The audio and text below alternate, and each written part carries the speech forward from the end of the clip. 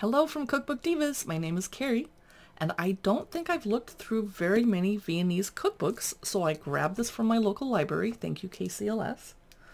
It is Tante Hertha's Book of Family Recipes. Let's see when this came out. Oh, it has handwriting. Oh, 2012-ish. Okay. Monica Meehan and Maria von Bach are the authors.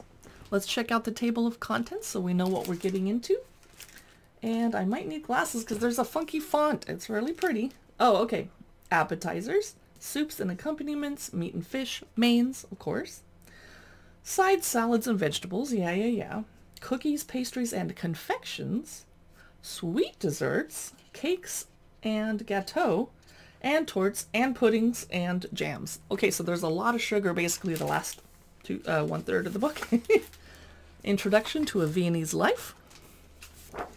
I noticed when I was flipping through, there's a lot of pictures of houses and buildings in here all over the place. Like, is this a cookbook or an architecture book?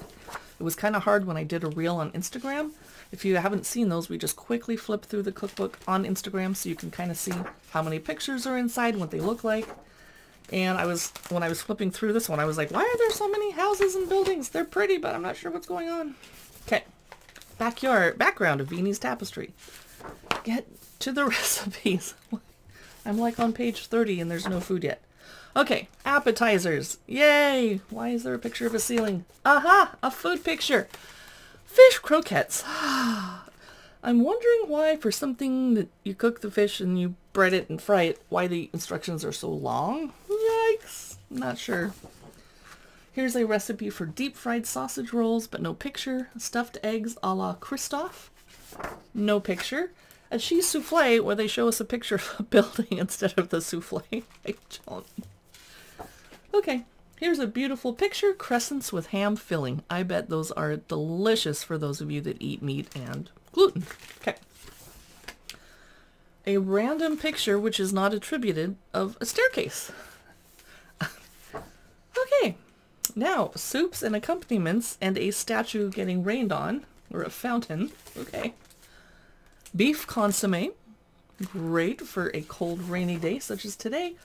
Liver dumplings in beef consomme. Which one of you is going to rush out and make that right away? Semolina dumplings.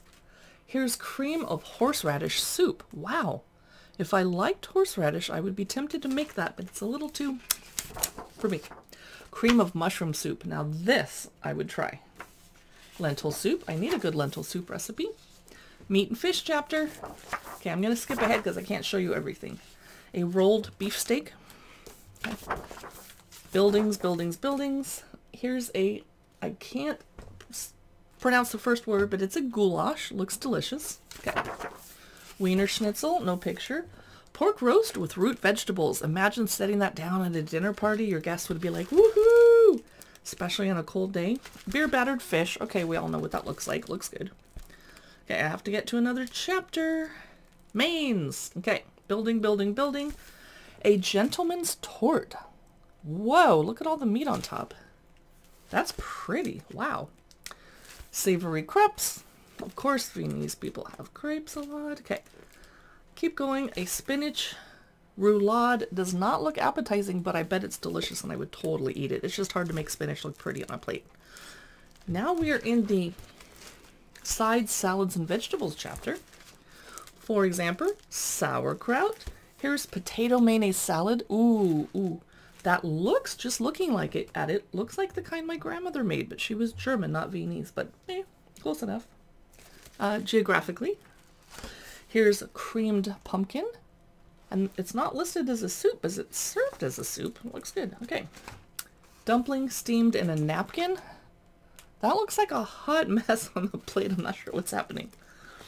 But I'd eat it. Cookies, pastries, and confections were already at this chapter. Let me find something really good to show you. Raisin shortcakes. That's different. Gingerbread, thumbprint cookies, building. A gingerbread gertrude, but no picture. Linzer cookies. Of course those are Viennese, and I love making them. They're fun. Okay. More allspice rum balls. Chocolate truffles. Okay, yum. chocolate wafers with lemon glaze. Let's keep going. Milk chocolate balls, meringues. We're probably in another chapter now. Here's a picture of a store selling chocolates. Okay, sweet desserts, strudel, apricot or plum dumplings. Sounds good. Here's sweet jam buns. Those look amazing with breakfast and coffee.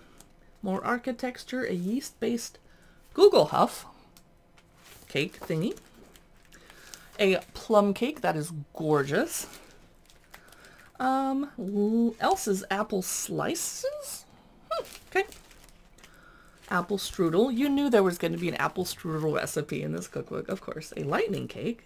Now we're in the cake chapter. Nope, now we're in torts. Here's an old world Vienna curd tort. I'll let you look at that for a second.